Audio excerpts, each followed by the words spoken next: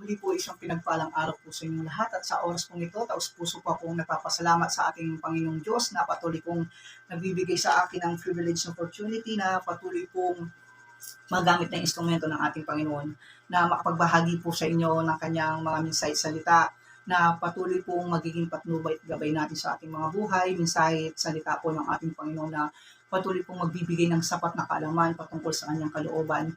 Mensahe at salita po ng ating Panginoon na patuloy pong magbibigay ng katatagan sa ating pananalig at pananampalataya sa Kanya. Muli po sa panguna ng Banal Espiritu at sa ngalan po ng ating Panginoong Yesus, nais ko po muling magbahagi sa inyo ng kanyang mensaheng entitled Ang Kahalagaan ng Simbahan. Sa mensaheng ito, nais tayong gisingin ng ating Panginoong Diyos, especially sa mga taong hindi na nagbibigay ng halaga sa simbahan o mga taong wala pong Mother Church. At sa mensaheng ito, nais itama ng ating Panginoong Diyos ang pananaw natin patungkol sa simbahan.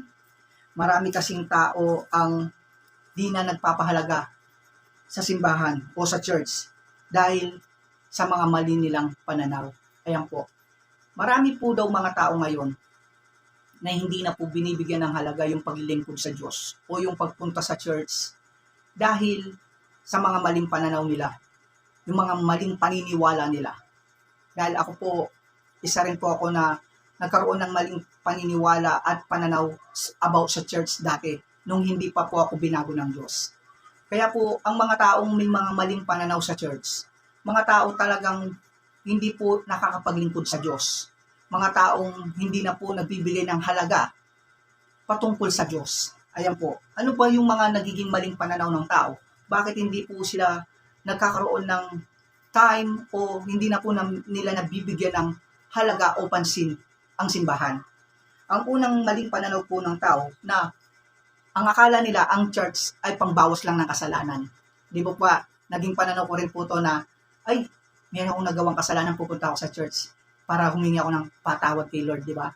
Akala po ng mga iba, ganun lang po yung church. Mali pong pananaw yon. Kaya pupunta lang siya sa church kapag feeling marami na siyang nagawa, feeling gusto niyang magbawas ng kasalanan, doon lang po siya pupunta ng church. Di ba yan po ang totoo? Pangalawang maling pananaw po ng tao about sa simbahan, yung, ay may hihingin ako kay Lord. Parang pupunta ka lang ng simbahan para hihingi ka lang kay Lord.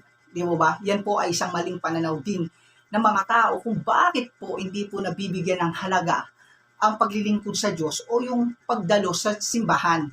At ang isang pananaw po ng tao patungkol sa church ay pupunta ka ng church, wala rin naman magbaba pag-uwi mo. Wala naman nangyayari.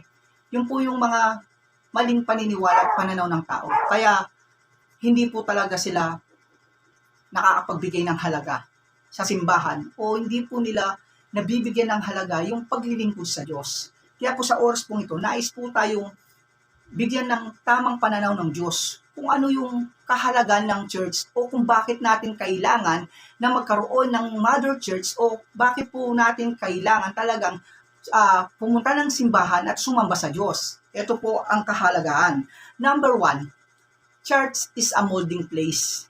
Ang simbahan po ay isang molding place sa atin para po tayo mabago, para po tayo mabago yung mga pananaw natin, mabago yung mga paniniwala natin about doon sa mga bagay na hindi naman kalooban ng Diyos. At upang maitama at malaman natin yung kalooban ng Diyos. Kaya po, church is a molding place. Kaya kailangan po natin yung magkaroon ng mother church at patuloy, kailangan po natin dumalo at mag-church sa tuwing meron pong pagtitipon. Pangalawa, church is a worship place. Yung church po, ay binigay po ng Diyos yan, inuutos po ng Diyos yan na pumunta tayong simbahan upang patuloy pong makapag-worship tayo sa Kanya. Yes, pwede kang mag-worship sa bahay mo na ikaw mag-isa, pero iba po yung worship na kasama mo yung mga kapatid mo in Christ Jesus o yung mga kapatid mo sa pananampalataya. Iba po yung epekto nung marami po kayong sumasamba sa Diyos na magkakasama. Kaya po, kailangan po natin dumalo. Kailangan po natin pumunta o magkaroon ng isang simbahan. Pangalawa, church is a feeding station to our soul. Ang church po ang siyang feeding station ng ating kaluluwa. kung hindi ka man nagbabasa ng Bible sa bahay mo, sa church, at least doon nasusubuan ka, nasusubuan yung kaluluwa mo, napapakain mo yung kaluluwa mo sa pakikinig mo ng salita ng Diyos na ibinabahagi ng mga preacher o ng mga pastor o mga pari na nagsishare ng mga words of God sa inyo. Kaya po, church, napakahalaga po ng church. Sabi nga po, di ba sa kanyang salita sa Matthew chapter 5, verse 4 na Matthew chapter 4 verse 4 na hindi lang po sa tinapay na bubuhay ang tao kundi sa bawat salitang nagmumula sa bibig ng Diyos, di ba? Kaya kung hindi ka nagbabasa ng salita ng Diyos sa bahay nyo at hindi ka rin nag-church, wala pong kinakaing sustansya ang iyong kaluluwa. Kaya po, nakakaramdam tayo ng panghihina, nakakaramdam po tayo ng kalungkutan o kawalan ng pag-asa dahil po hindi na po napapakain ang ating kaluluwa ng salita ng Diyos. Kaya po, church is a feeding station to our soul. Kaya kailangan po natin na pumunta sa simbahan at kailangan po natin magkaroon ng mother church.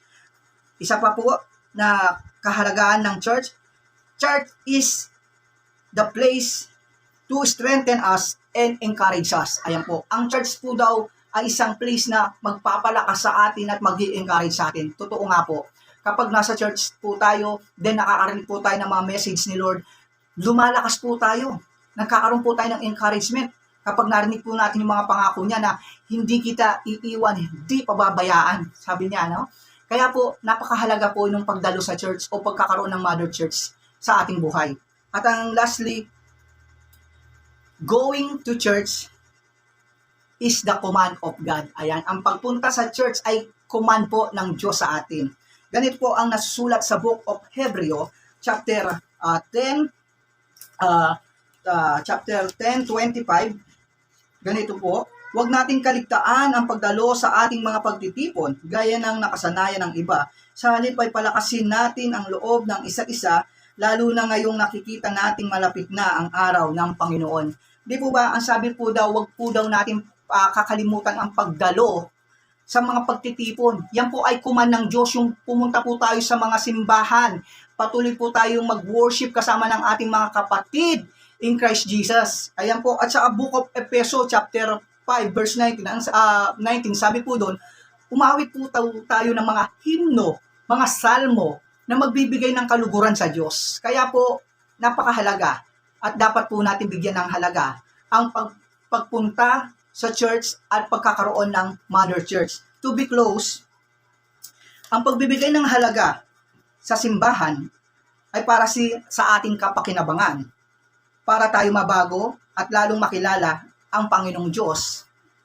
Ang pagbibigay ng halaga sa simbahan ay pagbibigay ng halaga sa Diyos. Dahil sa pamamagitan ng pagbibigay mo ng oras mo sa Kanya.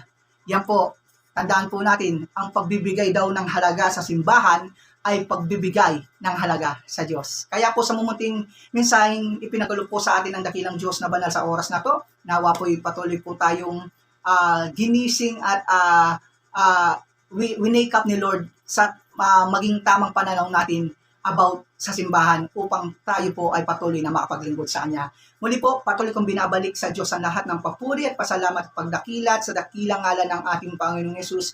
Amen. God bless all.